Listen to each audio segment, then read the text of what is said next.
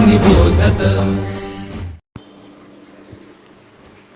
नमस्कार छोट्या दोस्तांनो, कसे आहात सगळे?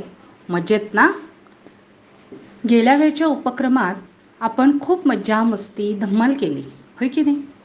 तशीच मज्जा आपण आजच्या आपल्या नचिकेताच्या 6व्या भागात देखील करणार आहोत. पण त्याआधी नेहमीप्रमाणे 3 ओंकार, प्रार्थना आणि शिथिलीकरणाने आपण आजच्या आपल्या भागाला सुरुवात करूया. चला तर मग दोस्तो, ओंकारासाठी तयार राहा बघू. 3 ओंकार आणि प्रार्थना.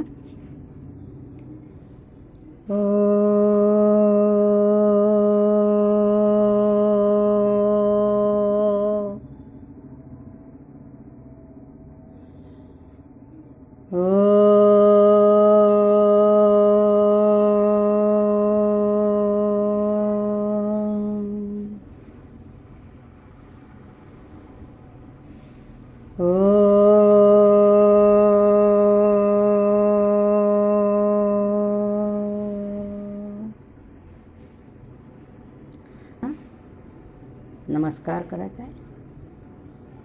ओम सहनाववतु सहनौ भुनक्तु सह वीर्यं करवावहै तेजस्विनावधीतमस्तु मा विद्विषावहै. ओम शांती शांती शांती. 3 ओंकार आणि प्रार्थना झाल्यानंतर आता सगळ्यांनी उठून उभं राहायचं आहे. आता आपण सगळेजण शिथिलीकरणाचे व्यायाम करणार आहोत. शिथिलीकरणाचे व्यायाम म्हणजे काय? तर पायापासून डोक्यापर्यंत संपूर्ण शरीरामध्ये असणारी हाडं आणि असणारे स्नायू यांना व्यायाम देणे. आणि आता शिथिलीकरणाचे व्यायाम केल्यामुळे काय बरं होतं? शिथिलीकरणाचे व्यायाम केल्यामुळे आपलं संपूर्ण शरीर शिथिल होतं आणि आपल्याला सूर्यनमस्कार आणि आसनांचा अभ्यास करायला सोपं जातं. चला तर मग आपण सुरू करूया शिथिलीकरणाचे व्यायाम. पहिल्यांदा आपण जॉगिंग करणार आहोत. Slow jogging.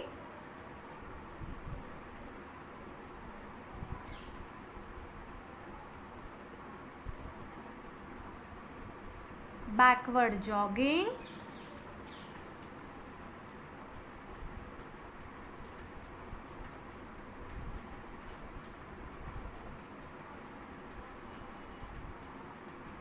Forward jogging. पाय शक्य होतील तितके वर उचलायचे आहे. Side jogging.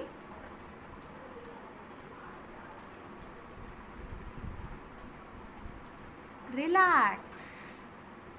दोन्ही हात गुडघ्यांवर ठेवा. पाठीमधून थोडंसं पुढे झुका. नाकाने श्वास घेऊन तोंडाने सोडा. तोंडाने आवाज करायचा आहे श्वास सोडताना.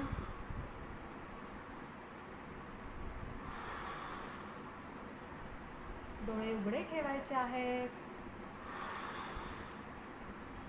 रिलॅक्स. सरळ उभे राहा. Ankle stretch. पूर्ण पायापासून आपलं शरीर वर उचलायचं आहे. घोटे वर उचलायचे आहेत आणि आपली पायांची बोटं जमिनीवरच टेकलेली.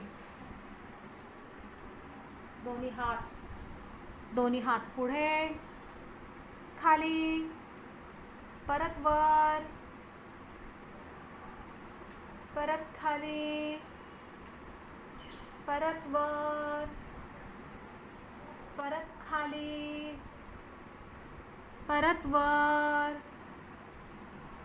परत खाली, परत वर, परत खाली, परत वर.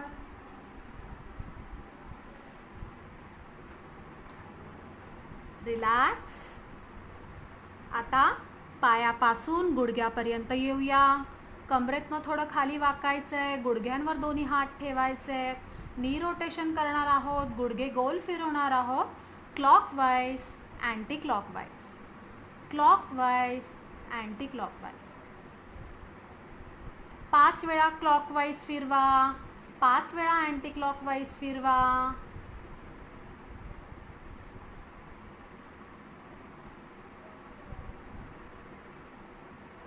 असंच गुडघे पुढे मागे फिरवा.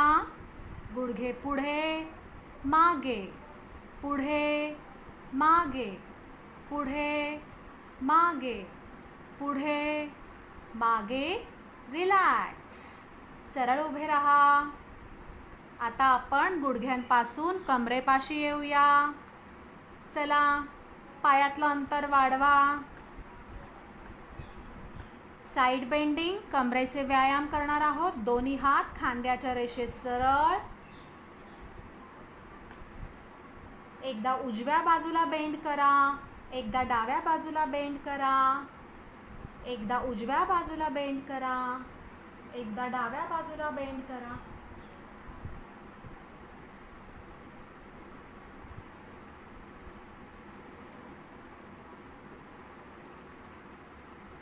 रिलॅक्स. सरळ उभे राहा. पायातलं अंतर थोडं अजून वाढवा. बॅकवर्ड फॉरवर्ड बेंडिंग करा.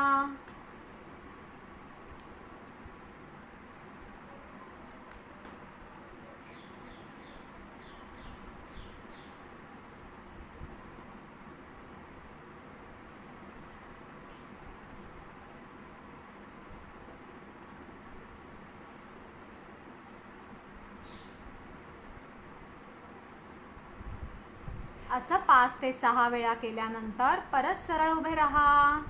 दोन्ही पाय जवळ आणा. पायातलं अंतर थोडंसं जास्तच ठेवायचं आहे. आणि आता कमरेचा तिसरा एक्सरसाइज करूया. ट्विस्टिंग. दोन्हीही हात. कमरेचा तिसरा व्यायाम ट्विस्टिंग करणार आहोत. दोन्हीही हात सरळ रेषेत आणू. कमरेतून आपलं शरीर मागे वळवायचं आहे आणि परत पुढे आणायचं आहे. मागे वळवायचं आहे आणि परत पुढे आणायचं आहे. दोन्हीही बाजूला. उजवीकडून डावीकडे, डावीकडून उजवीकडे. सुंदर. Very good.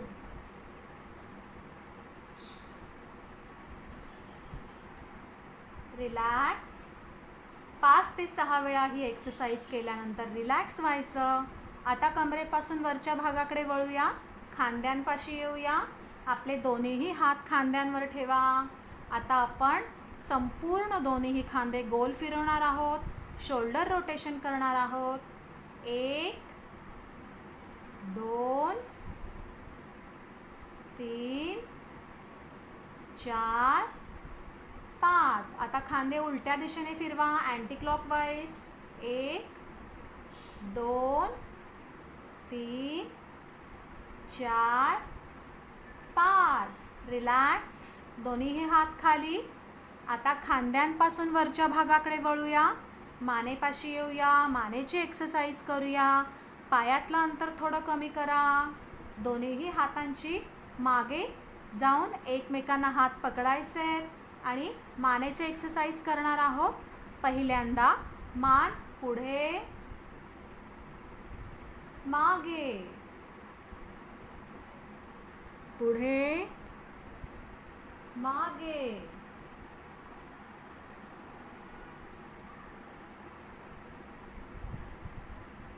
सावकाश, हळूवार, स्लोली. मानेचे स्नायू नाजूक असतात. त्यांना हळूवार एक्सरसाइज द्या. कोणत्याही प्रकारची घाई मानेच्या स्नायूंबरोबर करू नका. रिलॅक्स. अशीच मान उजवीकडून डावीकडे, डावीकडून उजवीकडे, right to left, left to right. Slowly, हळूवार.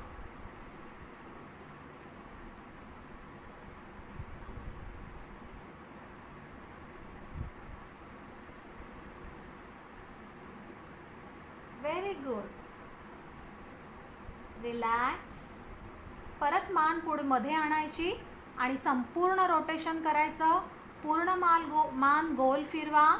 Clockwise, anti clockwise. 3 time clockwise, 3 time anti clockwise.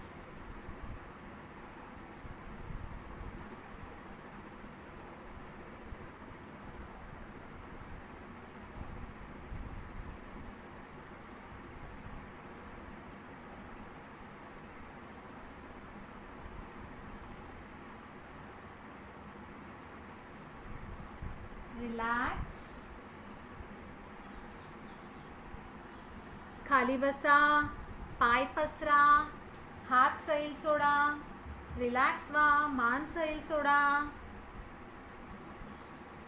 आता आपण बसून करायचे शिथिलीकरणाचे व्यायाम करणार आहोत. द्विपाद जानु शीर्षासन क्रिया. आपले दोन्हीही हात फिरवून आपल्या पायांच्या बोटांना स्पर्श करायचे आहे आणि गुडघ्यांना डोकं टेकलं पाहिजे असं.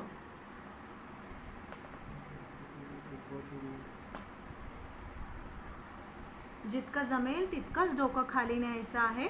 पूर्ण डोकं खाली जात नसेल तर शरीराबरोबर जबरदस्ती करू नका.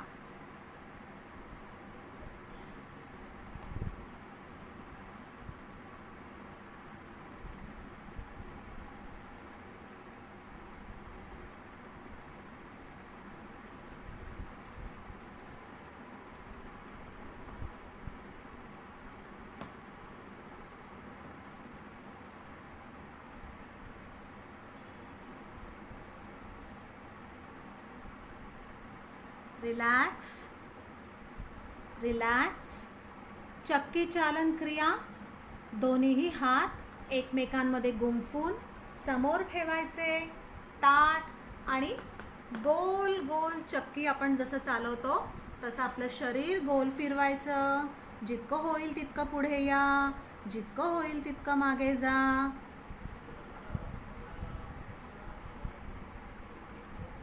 Very good.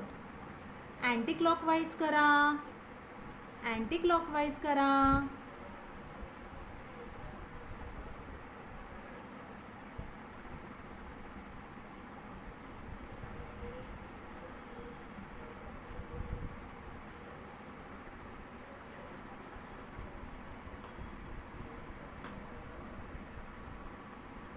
Relax, relax. Butterfly. दोन्हीही पाय जवळ आणा. पायाचे पंजे एकमेकांना जोडा. दोन्हीही पायांना हाताने घट्ट धरून दोन्हीही मांड्या फुलपाखराच्या पंखांसारख्या हलवा.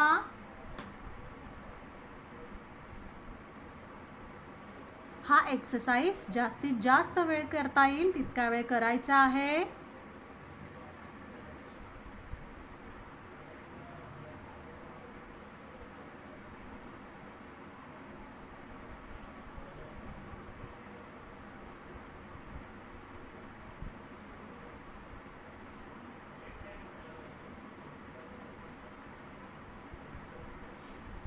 रिलॅक्स, विश्रांती. आता आपले दोन्हीही हात. आता आपल्याला व्याघ्रताण करायचा आहे. त्यासाठी एक एक गुडघा दुमडून वज्रासनामध्ये बसा.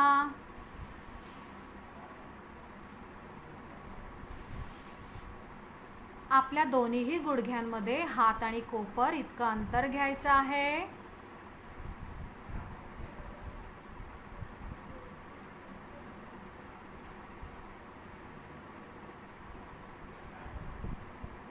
तितकंच अंतर मागच्या पावलांमध्ये घ्यायचं आहे.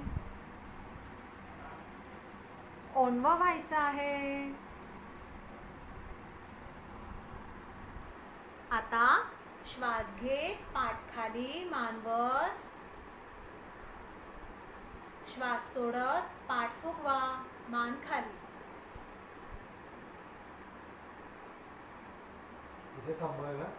श्वास घेत पाठ खाली, मान वर करा. श्वास सोडत पाठ फुगवा, मान खाली. रिलॅक्स. आपले बटक्स आपल्या पावलांवर ठेवत ठेवत सावकाश खाली या. दोन्ही हात एकमेकांना जुळवा आणि त्याच्यावर डोकं ठेवा. ही आहे रिलॅक्स पोझिशन.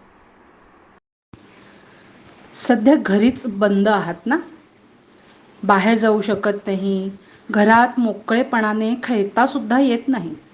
मग काय करायचं?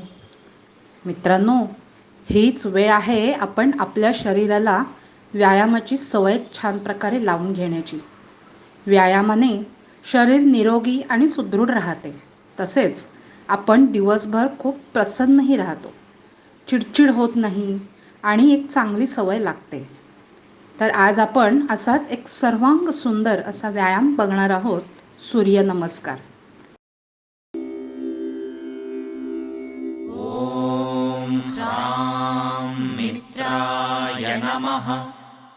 Ekam. Bend backwards. Stretch your hands back. Bend back maximum from the coccyx region. Dve. Forward bending. Bend down from your lower lumbar region. Face touching the knees. Palms by the side of your feet. Trini. Take your right leg back. Look up. Give a fine stretch to the whole body. Left foot between the two palms. Right leg stretched back. Chattvari. Take your left leg back. Join the toes. Keep the spine in a slanting position without any bend. Gaze forward. Pancha. Slowly rest your knees on the ground. Sit down. Shata. Sastanga Namaskar. Come up. Go down. Chest touching the ground. Palms by the side of the chest. Knees touching the floor.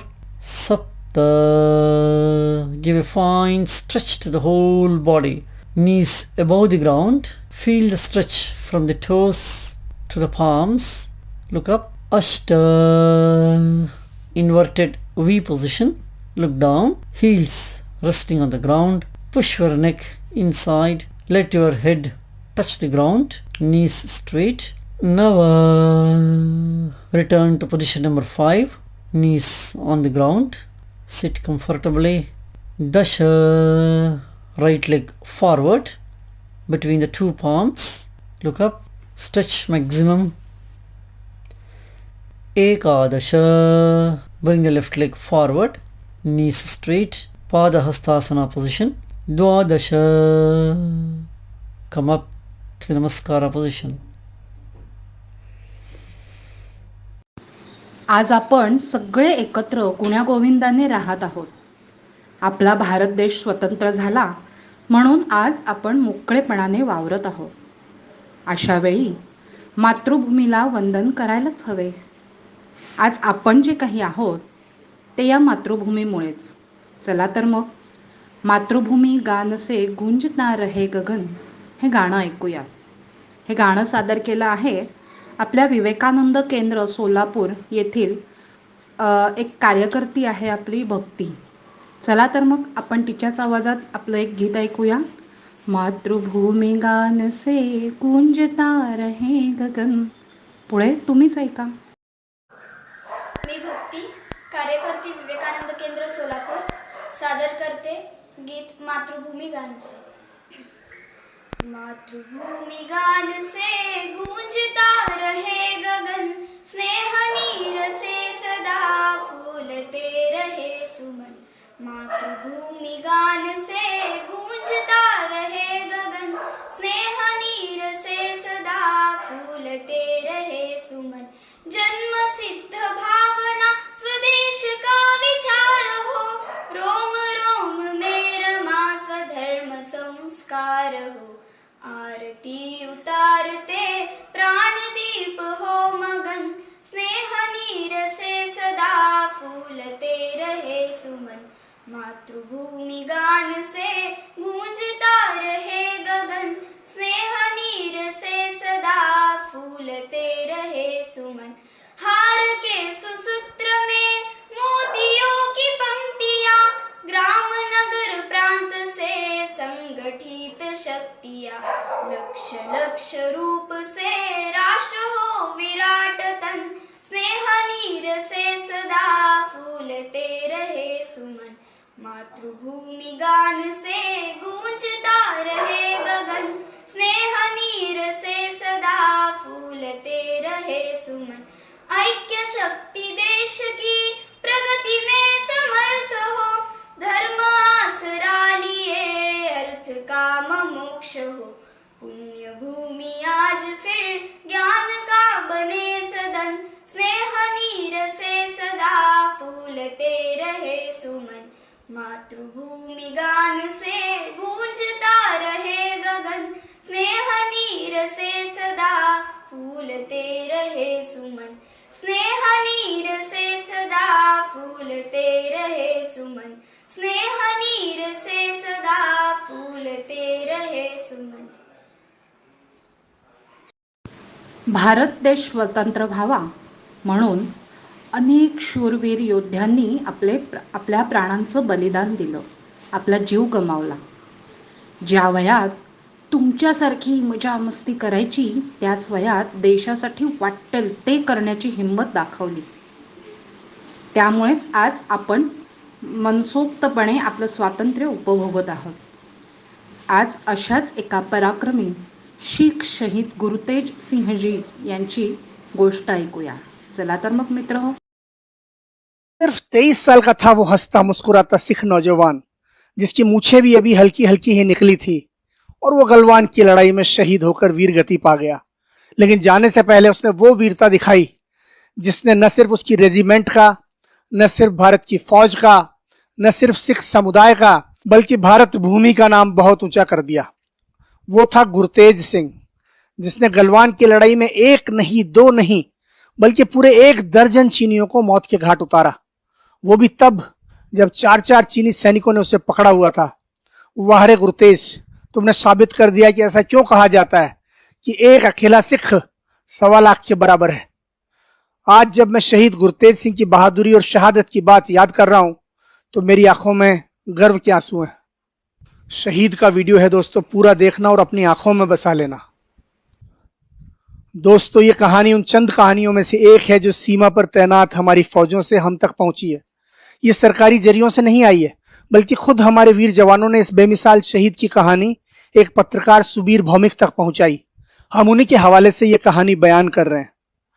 Galwan में 15 जून की शाम की घटना तो आपको पता ही है कि किस तरह से हमारे 20 जवानों को चीनी फौज ने धोखे से शहीद कर दिया. कुछ सीधे हमले में शहीद हुए तो कुछ नदी में गिर जाने की वजह से, और उसके बाद हमारी फौज को तुरंत जवाबी हमला करना था. हालांकि उसके पास तैयारी करने या हथियारों की व्यवस्था करने के लिए ज्यादा वक्त नहीं था, लेकिन बिहार रेजिमेंट के साथ साथ 3rd पंजाब की घातक प्लाटून को भी देश की सेवा में बहादुरी दिखाने का मौका मिला. इस प्लाटून का नाम ही घातक प्लाटून है, और उसने दिखा दिया कि उसका यह नाम क्यों है. यह प्लाटून बिहार रेजिमेंट की मदद के लिए पहुंची और उसने चीनियों पर वो कहर बर्पा किया कि गलवान की लड़ाई को चीनी फौज सपने में भी नहीं भूल पाएगी. और इस लड़ाई में जो जवान असाधारण वीरता दिखाकर शहीद हुए, उनमें से एक था गुरतेज सिंह. जो सिख जवान रेजिमेंट की मदद के लिए दौड़े, उनमें 3rd पंजाब घातक रेजिमेंट के साथ साथ मीडियम आर्टिलरी के सिख गनर भी थे. इन लोगों के पास सिर्फ अपनी किरपानें, लाठियां, सरिये और तेज चाकू थे, कोई बड़ा हथियार नहीं. लेकिन वे वीरता के जोश में इतने मदहोश थे कि उन्हें छोटे या बड़े हथियार की कोई परवाह नहीं थी. सब के सब बोले सो निहाल, सत श्री अकाल का नारा लगाते हुए चीनियों पर टूट पड़े. एक तरफ उनकी दहाड़ और दूसरी तरफ उनकी वीरता देखते ही बनती थी. गुरतेज के साथी जवान बताते हैं कि 4 चीनी सैनिकों ने गुरतेज पर हमला किया. उन्होंने उसे चारों तरफ से घेर लिया और उसे मारने बढ़े ही थे कि इस वीर ने बोले सो निहाल का गगनभेदी नारा लगाया और उनमें से 2 को बुरी तरह झटक कर उनकी पकड़ से बाहर निकल गया. और इसके बाद उसने जो किया वो गुरु के आशीर्वाद वाला कोई खालसा ही कर सकता है. गुरतेज ने चारों पर हमला किया और 2-2 को घसीटकर पहाड़ी के मुहाने पर ले आया और नीचे ढकेल दिया. चारों के चारों मारे गए. इस दौरान खुद गुरतेज का भी संतुलन बिगड़ गया और वो भी नीचे की तरफ फिसलने लगा, लेकिन किसी तरह एक बड़ी चट्टान का सहारा लेकर उसने खुद को नीचे गिरने से बचा लिया. 4 चीनियों को नरक के हवाले करने के बाद भी गुरतेज की दिलेरी देखिए कि वो कुछ और चीनियों पर भूखे शेर की तरह टूट पड़ा. अपनी किरपान से एक चीनी का गला रेतने के बाद गुरतेज ने उसका बड़ा हथियार छीन लिया और 7 दूसरे चीनियों को मार गिराया. इसी दौरान एक चीनी ने उसकी पीठ में तलवार घोंप दी. भारत मां के उस महान सपूत की वीरता को प्रणाम कीजिए कि वो पीछे की तरफ मुड़ा और अपने हमलावर को भी किरपान से मार गिराया. जब गलवान की खूनी लड़ाई खत्म हुई तो गुरतेज वीर गति को प्राप्त हो चुका था, लेकिन उसके हाथों मारे गए 12 चीनियों की लाशें गुरु गोविंद सिंह की इन अमर पंक्तियों की याद दिला रही थी कि 1.25 लाख से एक लड़ाऊं तब गोविंद सिंह नाम कहाऊं. वाह रे गुरतेज, तुमने अपनी अगली पिछली पीढ़ियों का नाम स्वर्णाक्षरों में लिख दिया. भारत माँ के वीर सपूत, तुम वीरता के किस्सों में, किंवदंतियों में, हमारी किताबों में, इतिहास में, फौज की दास्तानों में और दुश्मन की यादों में जिंदा रहोगे. मला सांगा, तुम्हाला सगळ्यांना गाणी आवडतात ना? मलाही खूप आवडतात. पण ही गाणी एखादं गाणं जेव्हा तयार होतं, तेव्हा त्यात वेगवेगळी वाद्य असतात. हे तुम्हाला माहीत आहे का? त्या वाद्यांच्या मदतीनेच एक छान असं गाणं तयार होतं. अशाच काही वाद्यांची माहिती घेऊया ॲक्शन सॉन्गमधून. आता तर आपण ऐकूयात आपलं ॲक्शन सॉन्ग संगीतकार. मैं संगीतकार हूँ, आप संगीतकार है, हम सब संगीतकार है। ये है मेरा हारमोनियम, मैं बजाता हूँ, आप बजाते हो, हम सब बजाते हैं। सा रे गा मा पा ध नी सा।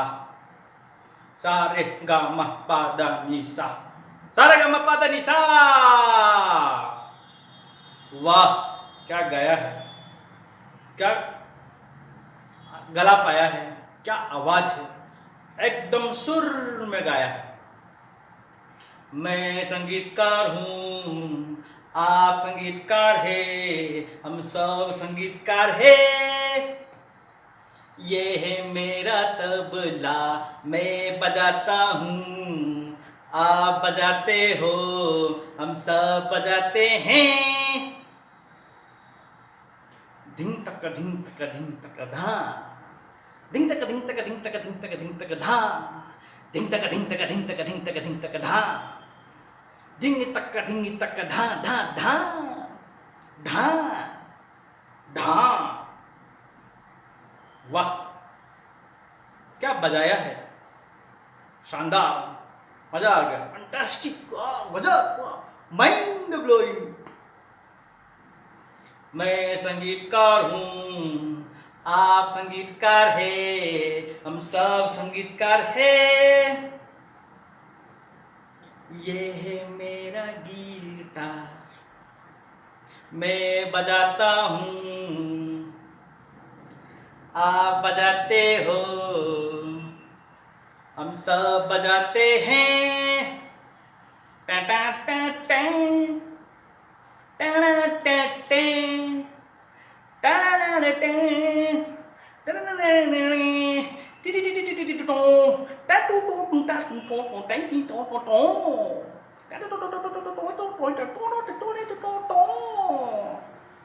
वाह, मानना पड़ेगा भाई साहब, क्या गजब का बजाया, शानदार, मजा आ गया, वाह, बढ़िया बजाया है।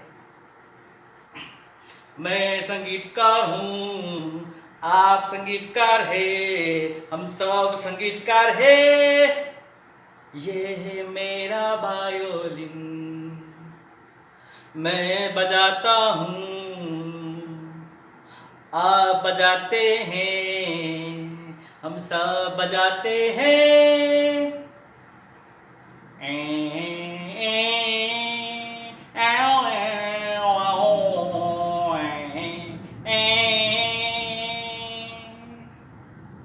वाह, क्या बजाया है, क्या बजाया है, आंखों में आंसू आ गए भाई साहब, शानदार बजाया हुआ।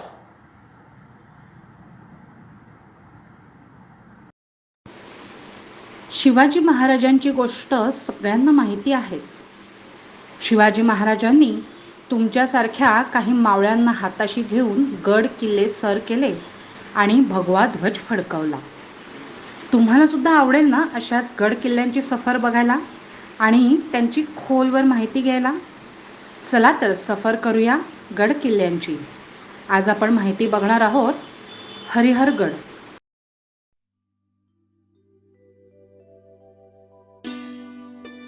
नमस्कार. आज आपल्यासमोर आपल्या आवडीचा विषय घेऊन येत आहे गड आणि किल्ले. सध्या टी व्हीवर अनेक प्रकारच्या ऐतिहासिक मालिका बघत आहोत. त्यातील अनेक मालिकांमधून आपल्याला गड व किल्ल्यांची नव्याने ओळख होत आहे. अनेक किल्ले आपल्या सर्वांच्या परिचयाचे आहेत, पण शिवकाळातील अनेक गड किल्ले असे आहेत की ते आपल्या सर्वांनाच अपरिचयाचे आहेत. मी पाहिलेले काही गड किल्ले यांची माहिती आज आपल्याला देत आहे. जुन्नर बस स्थानकात उतरल्यानंतर सर्वात प्रथम आपल्याला शिवनेरी हा किल्ला दिसतो.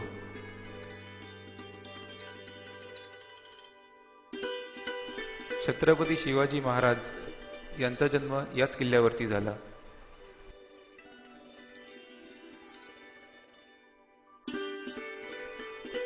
जुन्नर तालुक्यात विविध प्रकारचे शिवकालीन किल्ले आहेत. नाणेघाटच्या संरक्षणासाठी नगराच्या सरहद्दीवर बांधलेला व स्थापत्यशास्त्राचा एक सुंदर नमुना असलेला किल्ला म्हणजे हडसर.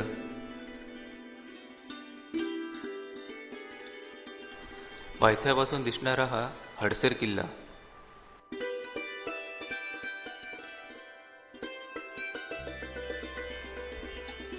या किल्ल्यावर जाण्यासाठी 2 वाटा आहेत, एक गजाची वाट आणि दुसरी पायरी वाट. आता आपण गजांच्या वाटेने गडावरती जाणार आहोत.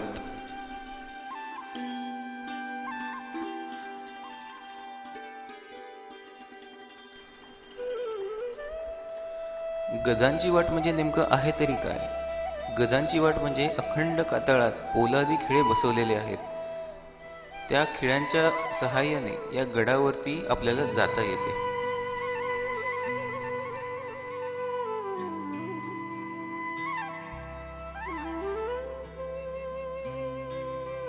आपण या फोटोमध्ये बघत आहोत एक व्यक्ती त्या खिळ्यांच्या सहाय्याने गडावरती जात आहे. आता आपण बघत आहोत तो आहे या गडाचा बुरुज. तटबंदीमध्येच काही ठराविक अंतरावर तटबंदीपासून पुढे आलेले बुरुज बांधले जात असत. या बुरुजांवर गडाच्या संरक्षणासाठी तोफा ठेवल्या जात असत.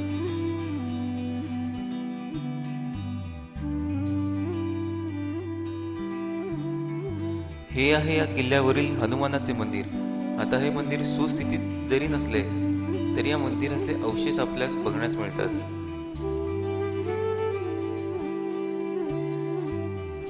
हनुमानाचे दगडात कोरलेले शिल्प आपल्याला येथे बघण्यास मिळते. गडाच्या संरक्षणासाठी गडाच्या चारही बाजूंनी एक भक्कम भिंत बांधली जात असे. त्या भिंतीला संरक्षक भिंत किंवा तटबंदी असे संबोधले जातात. आता आपण या फोटोमध्ये जे बघत आहोत ती आहे या गडाची संरक्षण भिंत.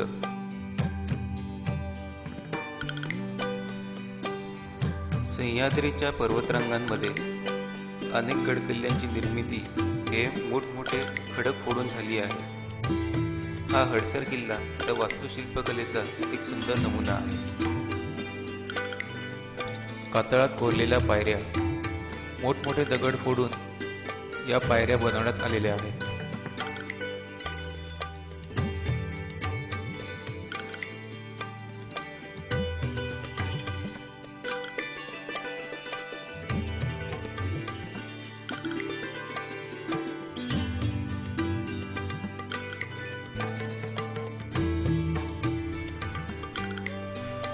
तसेच हे प्रवेशद्वार सुद्धा अखंड कातळात कोरलेले आहे.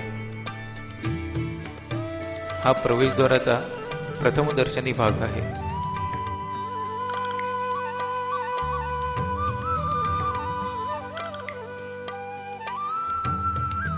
प्रवेशद्वाराच्या दोन्ही बाजूस ज्या खोल्या दिसत आहेत त्या आहेत पहारेकऱ्यांच्या देवड्या.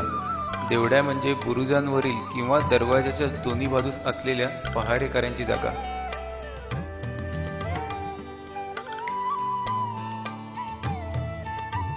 आपण बघत आहोत पहारेकऱ्यांची देवडी आणि देवडीच्या आतील भाग.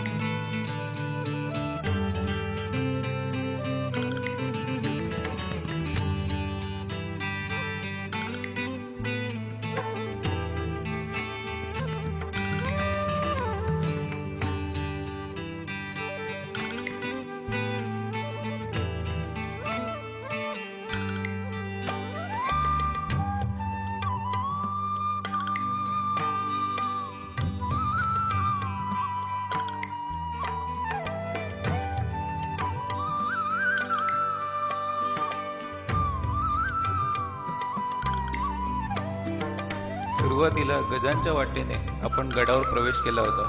आता आपण जे बघत आहोत तो आहे गडाचा पायरी मार्ग.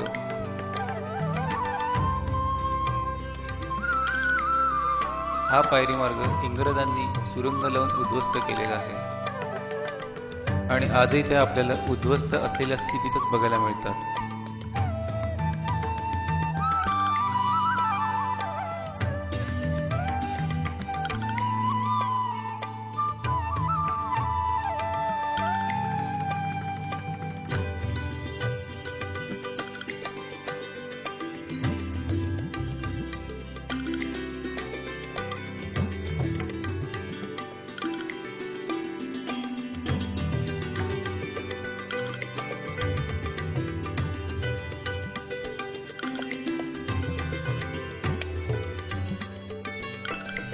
गडावरून आपल्याला गडाच्या आजूबाजूचा सुंदर परिसर न्याहाळता येतो.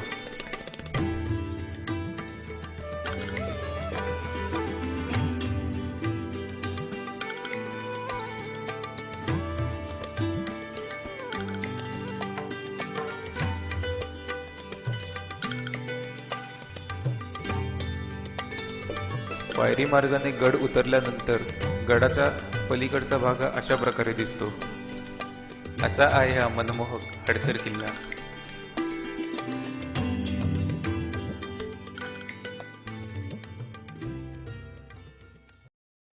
मित्रहो, आपण मगाचपासून प्रार्थना म्हटली, ओंकार म्हटले, सूर्यनमस्कार घातले, एक गीत म्हटलं, त्याचबरोबर ॲक्शन सॉन्ग पाहिलं, अगदी किल्ल्यांची सफरसुद्धा केली.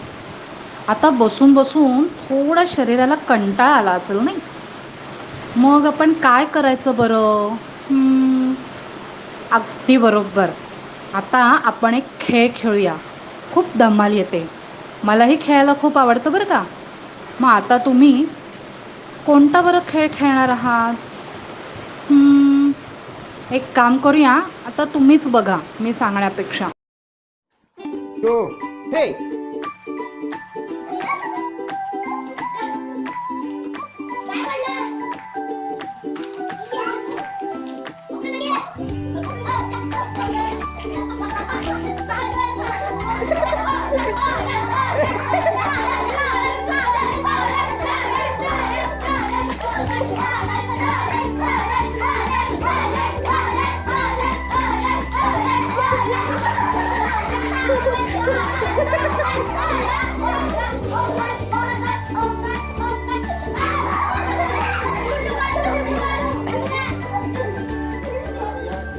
मनी, ग्लास आणि चम्मच सोबत आपण एक खूप छान खेळ खेळणार आहे. तुम्हाला खूप मजा येणार आहे.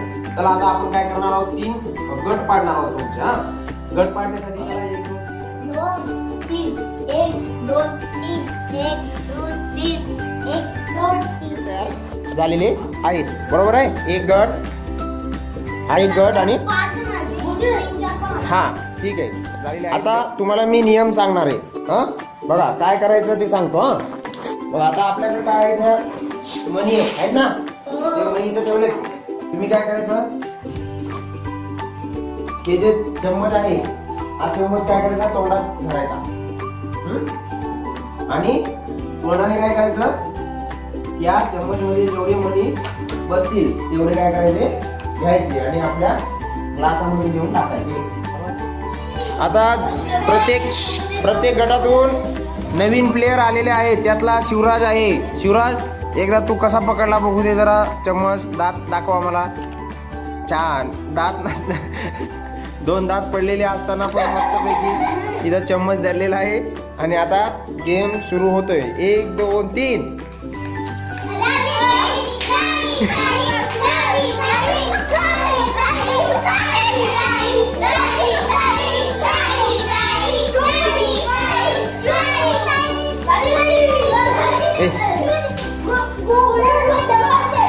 ढकलायचं नाही. शिवराज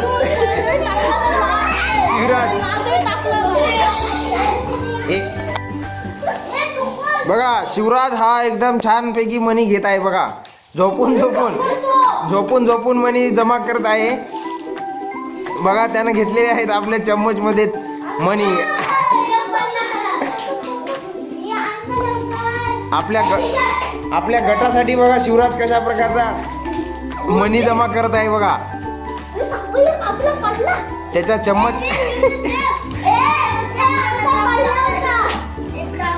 मध्ये मध्ये हातानं पण तो चिटिंग करत आहे शिवराज.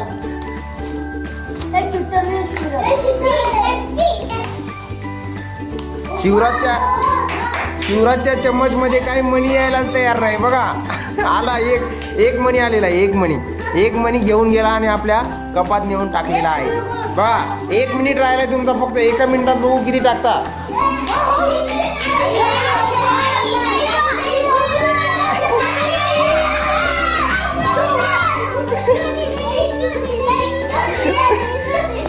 एक मिनिट राहिलेला आहे.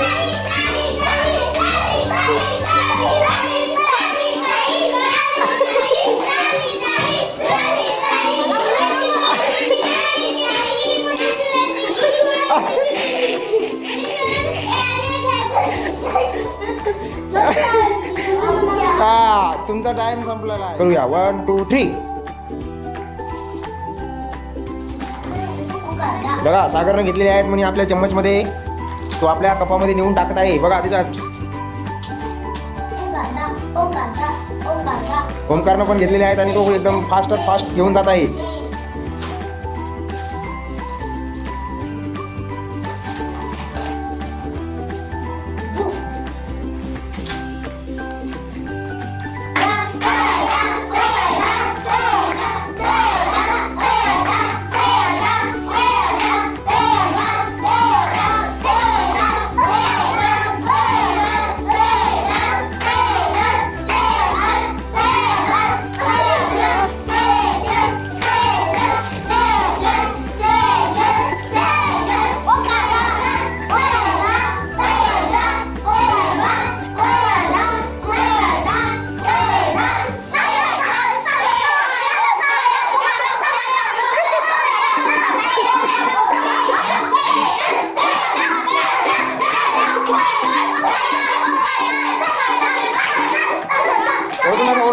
ओरडू नका.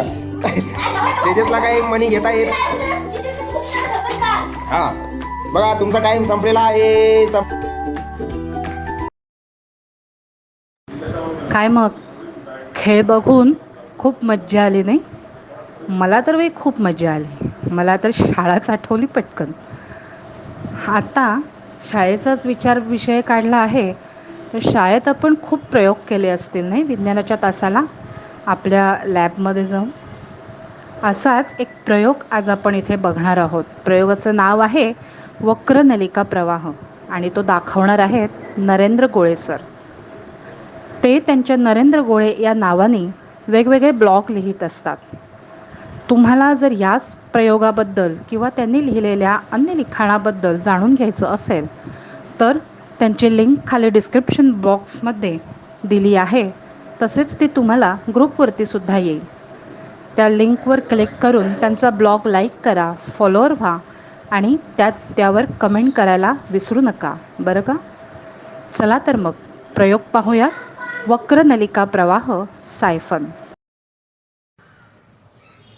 नमस्कार, मी नरेंद्र गोळे. आता आपल्याला एक छोटासा प्रयोग करून दाखवणार आहे. या प्रयोगाचं नाव आहे वक्रनलिका प्रवाह.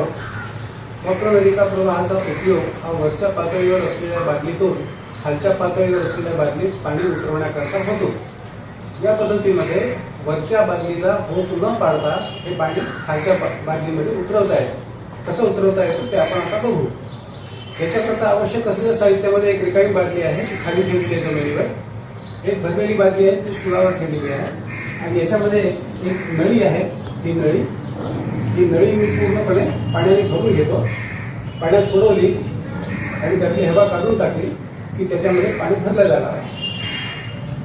आता हे पाणी, ही नळी पाण्याने भरलेली आहे. मी त्याचं एक टोक जे आहे हे दाबून धरलेलं आहे, त्यात हवा जाऊ नये अशा पद्धतीने. आणि खालचं टोक जे आहे हे मोकळं सोडलं आहे, तरीही त्यातून पाणी बाहेर पडत नाही. याचं कारण असं आहे की त्यात हवा जायला जागा नाही. मी वरचा अंगठा जर काढून घेतला तर या नळीतलं पाणी खाली पडेल. हा तर मी अंगठा काढतो, त्याचं पाणी पडताना दिसेल या पद्धतीने. आता पुन्हा ही नळी आपण पाण्यात बुडवू आणि पूर्णपणे भरून घेऊ.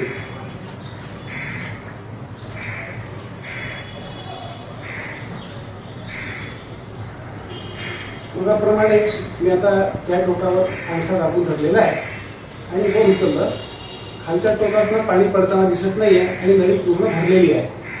असं असताना मी आता हे टोक जे आहे हे या बादलीतल्या पाण्यात बुडवलं आणि मग हे टोक जे आहे हे या बादलीमध्ये सोडून दिलं.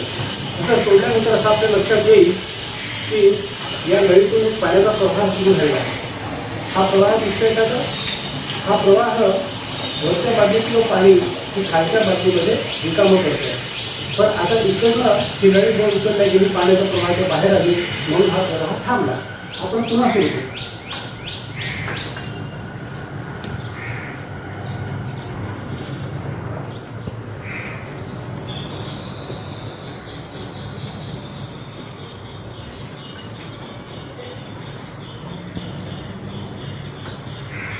आता मी अंगठा दाबून धरलेला आहे आणि हे टोक जे आहे या बाटलीमध्ये मी बुडवलेलं आहे आणि ते मी आता हाताने पाण्याच्या पातळीच्या खाली धरून ठेवतो, म्हणजे मग ते मगाप्रमाणे वर येणार नाही. आता ही नळी मी खाली सोडली, या बाटलीमध्ये प्रवाह सुरू झाला. हा प्रवाह तुम्हाला आता दिसेल. हे पाणी पडतं आहे आणि हे पाणी पडत राहील कुठपर्यंत?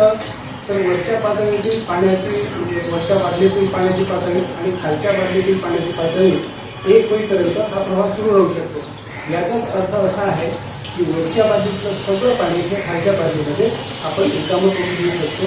या पद्धतीला वक्र नदीचा प्रवाह पद्धत असे म्हणतात. आपण दरवेळी आपल्याचपैकी ज्यांना ज्यांना गाणं, भजन, कीर्तन, नाच अशी एखादी कला येत असेल तर ती आमच्यापर्यंत पोहोचवण्यासाठी नेहमीच आवाहन करीत असतो. आणि आज त्याच आवाहनाला प्रतिसाद म्हणून मुक्ता या आपल्या छोट्याशा मैत्रिणींनी एक मस्त असं भजन म्हटलं आहे. आहा, काय गोड आवाज आहे माहिती आहे तिचा. भजन कोणतं आहे माहिती आहे? हरी म्हणा तुम्ही, गोविंद म्हणा तुम्ही, गोपाल म्हणा. माझ्या आवाजात नाही बरं का, मुक्ताच्या आवाजात ऐकूयात आपण भजन.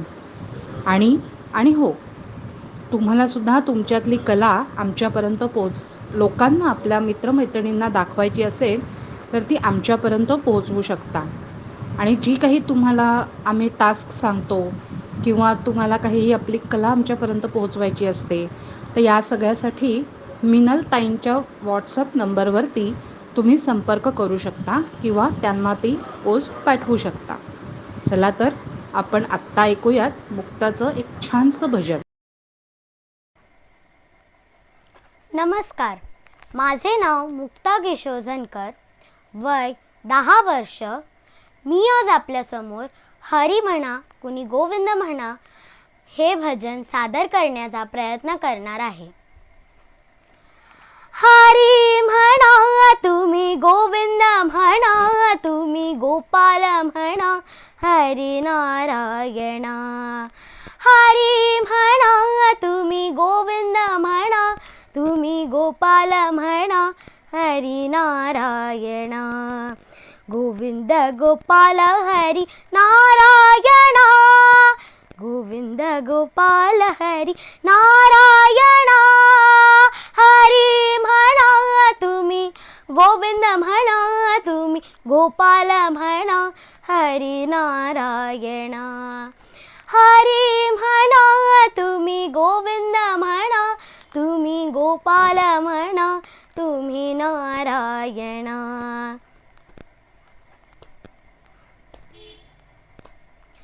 राम म्हणा राजा राम म्हणा, सीता राम म्हणा, आत्मा राम म्हणा. राम म्हणा राजा राम म्हणा, सीता राम म्हणा, आत्मा राम म्हणा.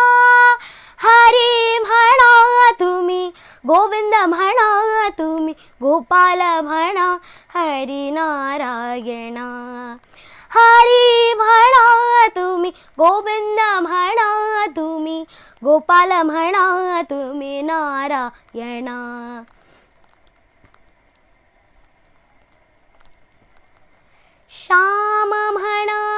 घनश्याम म्हणा, मेघश्याम म्हणा, राधे श्याम म्हणा, श्याम म्हणा, घनश्याम म्हणा, मेघश्याम म्हणा, राधे श्याम म्हणा, हरी म्हणा तुम्ही, गोविंद म्हणा तुम्ही, गोपाल म्हणा तुम्ही नारायणा.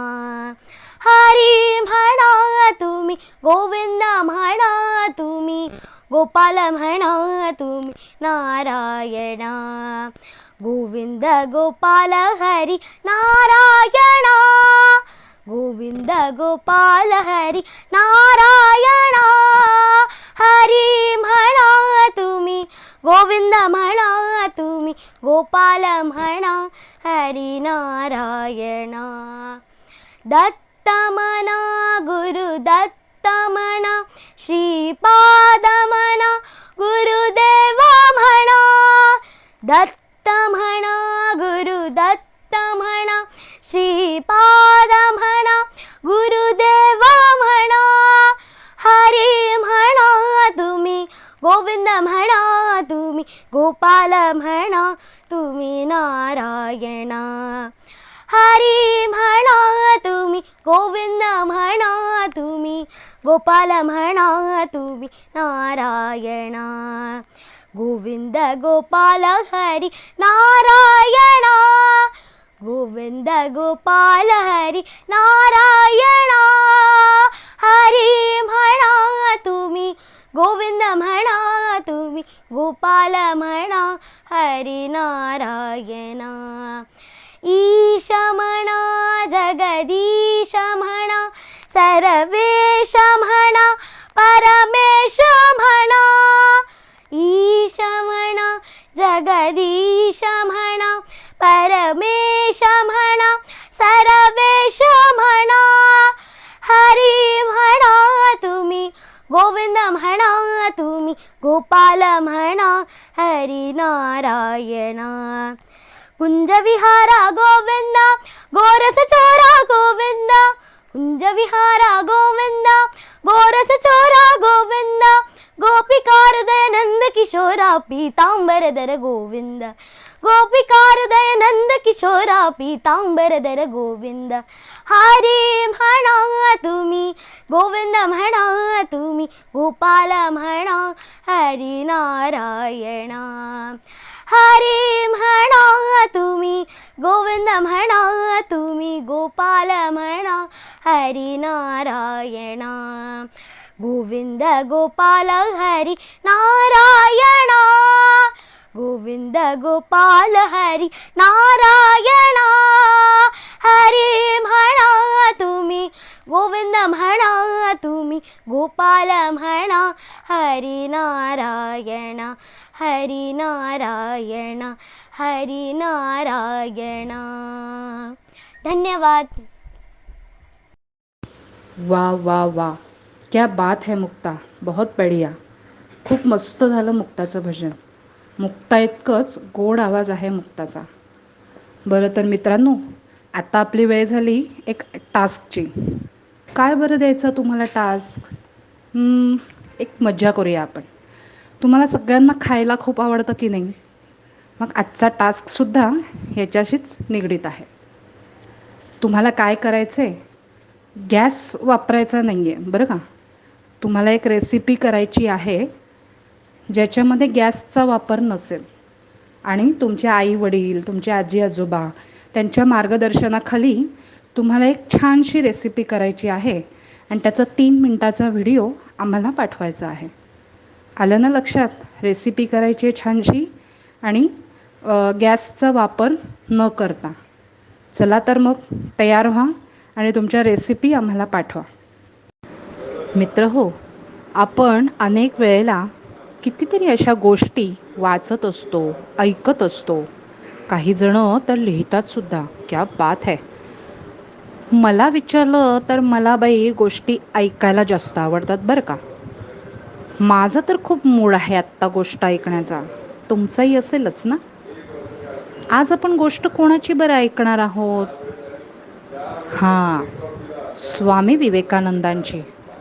आपल्या सगळ्यांनाच स्वामी विवेकानंद परिचयाचे आहेत, पण त्यांच्यातल्या काही जे गुण आहेत ते सगळेच आपल्याला माहिती आहेत का? काही ना काही माहिती असतील तर काही ना दुसरे काही माहिती असतील. आज आपण या गोष्टीतून स्वामी विवेकानंदांच्या एका गुणाविषयी जाणून घेणार आहोत. आपल्यासमोर गोष्ट सादर करीत आहेत विद्याताई रानडे आणि गोष्टीचं नाव आहे स्वामी विवेकानंदांची एकाग्रता. मुलांनो, मी स्वामी विवेकानंदांची एक गोष्ट सांगणार आहे. गोष्टीचं नाव आहे स्वामी विवेकानंदांची एकाग्रता. स्वामी विवेकानंद सर्वधर्म परिषदेसाठी अमेरिकेत गेले होते आणि तिथल्या भाषणातून संपूर्ण अमेरिकन लोकांचं मन जिंकून घेतलं. तिथल्या लोकांनी त्यांना राहायला सांगितले. त्यामुळे पुढचे 3-4 महिने त्यांनी तिथेच वास्तव्य केले. ते सगळीकडे प्रवचन देत असत.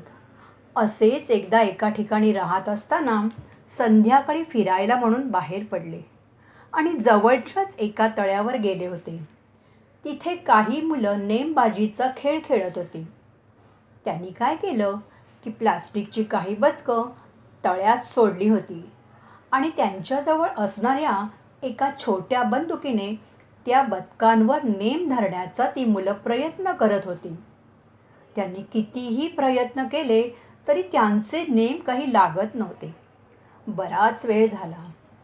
हा मुलांचा खेळ पाहिल्यानंतर स्वामीजी थोडेसे हसले आणि हसताना पाहून ती मुले म्हणाली, स्वामीजी, तुम्ही आम्हाला हसता, पण तुम्हाला करता येईल का नेमबाजी? स्वामीजी म्हणाले, बघतो प्रयत्न करून. असं म्हणून स्वामीजींनी बंदूक हातात घेतली आणि पूर्ण एकाग्रतेने बंदुकीचा नेम या बदकांवर धरला. सट सट सट सट सट अशा 6 गोळ्या बंदुकीतून निघाल्या आणि साहीच्या 6 गोळ्या बदकांना लागल्या. बदके पडली. मुले आश्चर्यचकित झाली. आनंदाने टाळ्या वाजवू लागली आणि नंतर स्वामीजींना म्हणाली, स्वामीजी, तुम्ही पूर्वीच का नाही सांगितलं की तुम्ही नेमबाजीत इतके निष्णात आहात म्हणून? केव्हापासून नेमबाजी करता आहात तुम्ही? स्वामीजी गालातल्या गालात थोडे हसले आणि म्हणाले, अरे मुलांनो, मी पहिल्यांदाच बंदूक हातात धरली आहे आणि पहिल्यांदाच नेमबाजी करत आहे. त्या मुलांना विश्वासच बसेना. ती मुलं म्हणाली, स्वामीजी, खरं सांगा, पहिल्याच प्रयत्नामध्ये 6 बदकांना बरोबर नेम कसे लागतील? नाही, तुम्ही खोटं बोलताय. तुम्ही खरंच सांगा, केव्हापासून नेमबाजी करताय? स्वामीजी म्हणाले, अरे मी खरंच सांगतोय, मी पहिल्यांदाच नेमबाजी करतोय. मुलांनी आश्चर्याने स्वामीजींना विचारलं, मग स्वामीजी, पहिल्याच प्रयत्नात तुम्ही 6च्या 6 बरोबर नेम कसे धरले? स्वामीजी म्हणाले, मुलांनो, याचं कारण आहे एकाग्रता. तुम्ही कुठल्याही कामामध्ये तुमची पूर्ण एकाग्रता लावून तुमचं चित्त एकाग्र करून जर ते काम केलं तर ते काम उत्तमच होतं. मी नेम लावत असताना इतकी एकाग्रता केली की माझं चित्त म्हणजे माझं पूर्ण लक्ष ती बदकं आणि बंदूक यावरच मी एकाग्र केलं होतं. मुलांनो, याच्यातून आपल्याला एक सांगता येईल की जेव्हा आपण कुठलंही काम एकाग्रतेने करतो, तर मग ते खेळ असू दे, काम असू दे, तुमचा अभ्यास असू दे, तर ते जर आपण एकाग्रतेने केलं तर नक्कीच उत्तम होणार. आणि ही एकाग्रता अतिशय महत्त्वाची आहे. मग लक्षात ठेवायचे, आता ह्याच्या पुढे कुठल्याही कामामध्ये, अभ्यासामध्ये, खेळामध्ये एकाग्रता करूनच आपण ते करायचे.